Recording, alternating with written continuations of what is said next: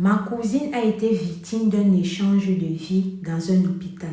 On ne rend pas visite à n'importe qui dans un hôpital. Vous pouvez mourir à la place de quelqu'un. Faites très attention. Je vous explique les détails de cette histoire mystique. Ma cousine est une fille qui vivait à l'étranger et du jour au lendemain, elle a décidé de prendre des vacances pour venir en Afrique. Sauf que quand elle arrive en Afrique, une autre de nos cousines, avec qui elle s'entendait très bien avant qu'elle ne voyage, elle apprend que cette dernière, ça fait longtemps qu'elle est hospitalisée à l'hôpital. Alors, vu les bonnes relations qu'elles ont toujours eues et tout, elle a décidé qu'elle va partir rendre visite à cette dernière au cours de son séjour. C'est comme ça qu'elle a fait ses petits va-et-vient, fait ce qu'elle avait à faire. Est venu le jour où elle avait décidé qu'elle devait aller rendre visite à cette dernière. Quand elle arrive à l'hôpital pour voir cette toute autre cousine que nous avons, c'est comme ça que cette dernière a dit « Ah maman, je t'attendais, j'ai rêvé que tu devais venir, vraiment je suis très contente que tu sois là. Sinon c'est comment se passe ben et tout ça. » Ma cousine a dit « Ah ben se passe bien, sauf que la souffrance, le froid, bref, quelques nanani.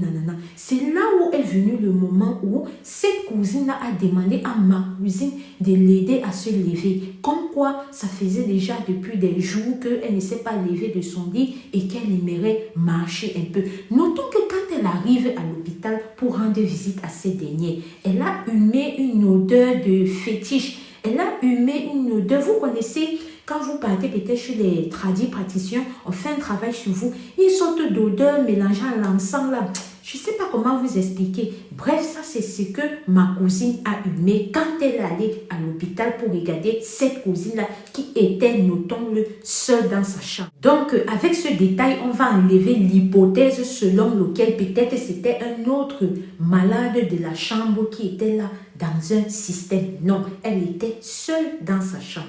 Alors, je reviens où j'étais, c'est là où elle dit que ça fait des jours, je ne suis pas sortie. Est-ce que tu peux m'aider un peu à faire quelques pas? C'est comme ça que ma cousine dit non, il n'y a pas de souci, viens, je vais t'aider. C'est comme ça qu'elle se met en position, elle soulève cette cousine-là, elle passe sa main comme ça sur elle et cette cousine-là porte ses chaussures. Elle aide à marcher, Sauf qu'à un moment donné, elle a fait exprès, elle a enlevé les chaussures, prétendant que les chaussures sont sorties de ses pieds. C'est là où elle demande à ma cousine que s'il te plaît, est-ce que tu peux remettre les chaussures dans mes pieds? Faites attention. C'est comme ça que ma cousine s'est courbée, a pris les chaussures et a remis dans ses pieds. C'est en ce moment-là qu'elle-même elle a signé son arrêt de rue. Alors quand elle a fait ça, à sa grande surprise, celle qui disait qu'elle voulait marcher, ça ne faisait même pas 3 minutes qu'ils avaient commencé. Elle a dit que non, tout compte fait, je vais aller me recoucher. C'est comme ça qu'elle repart se coucher. Ma cousine est restée avec elle quelques minutes plus tard et c'est comme ça qu'elle a décidé de rentrer. Sauf que quand elle rentre, ça ne va pas, elle commence à se sentir mal. Maux de tête par-ci, courbature par-là et tout. C'est là où maintenant sa mère lui demande que mais tu es sortie de cette maison, tu te portais bien.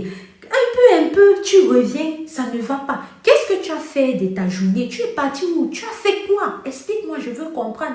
Peut-être que tu es parti dans un endroit peut-être qui est infecté, je ne sais pas quoi. C'est là où elle a détaillé les courses de la journée qu'elle a fait à sa mère. Et elle a dit à sa mère qu'elle était à l'hôpital, rends visite à tel. Quand elle dit ça à sa mère avec un œil très avancé, lui dit que ok, quand tu étais à l'hôpital, qu'est-ce qui s'est passé? Qu'est-ce que tu as fait? C'est là où elle explique à sa mère que quand je suis arrivée, elle voulait marcher et elle m'a demandé si je peux l'aider à marcher. Ce que j'ai fait, pendant qu'on marchait, ses chaussures, j'ai eu même l'impression qu'elle a enlevé ça de ses pieds. Mais bon, je me suis dit que, elle m'a demandé de l'aider à remettre ce que j'ai remis. Ça m'a dit que,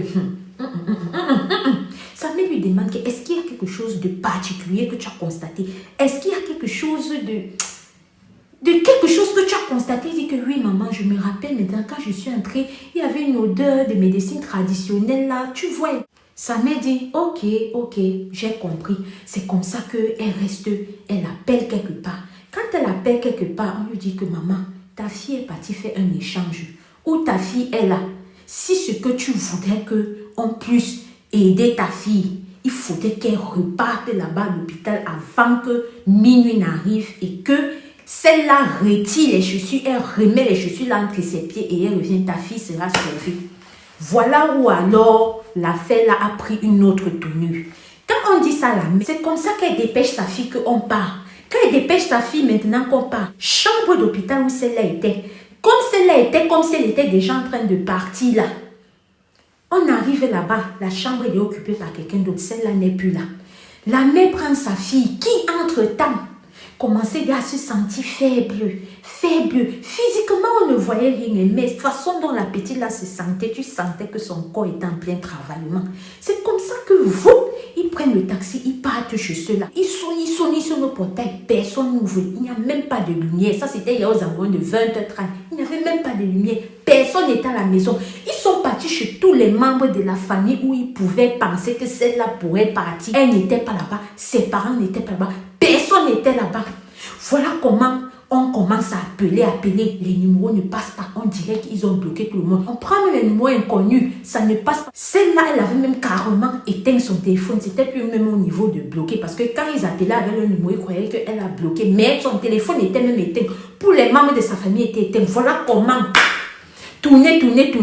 Voilà, minuit qui est arrivé, ils n'ont pas trouvé. C'est comme ça que la mère rentre maintenant avec ma cousine à la maison. Quand elle rentre avec ma cousine à la maison, ma cousine dit que ouais, je suis fatiguée. Je vais un peu m'étaler 2 minutes, histoire de reposer. Parce qu'on a trop marché mes pieds. Comme elle passe s'étaler 2 minutes, histoire de reposer ses pieds qui sont trop marchés. C'est comme ça qu'elle est partie. Go, bye bye. C'était fini pour elle.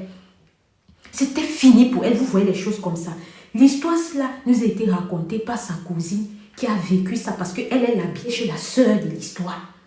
Vous voyez les choses comme ça et elle a décidé de partager ces histoires, d'attirer l'attention des gens sur les affaires, d'aller rendre visite aux gens à l'hôpital. Quand tu quittes le pays, tu peux connaître quelqu'un, tu sais que ça c'est une personne droite qui est comme ça. Mais depuis que tu as quitté le pays, tu es parti. Tu connais les mentalités de la personne. Tu sais à quel point cette personne, la dureté du pays ou des, je ne sais pas, les circonstances de la vie l'ont fait changer de mentalité. Tu crois que comme tu es parti là, tu n'as pas changé.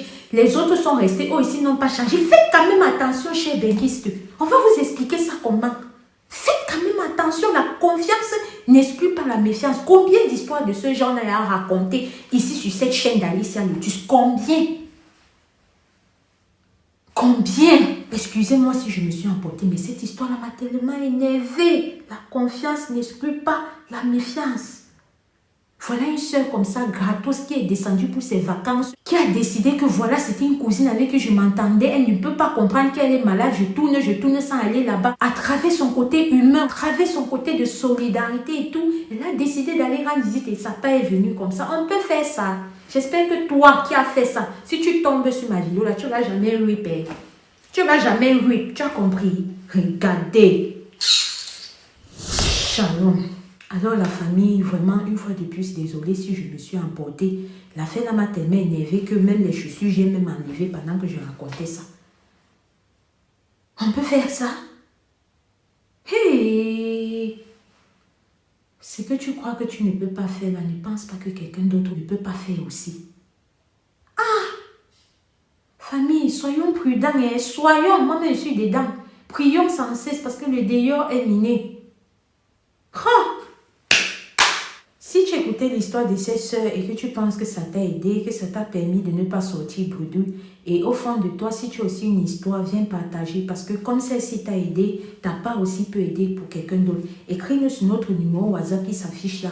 Ensemble, on va se mettre d'accord sur comment est-ce que je présente ton histoire. Soit tu me l'envoies comme la sœur a fait et je raconte, soit alors tu me laisses publier tes audios, on fera ce que tu voudras.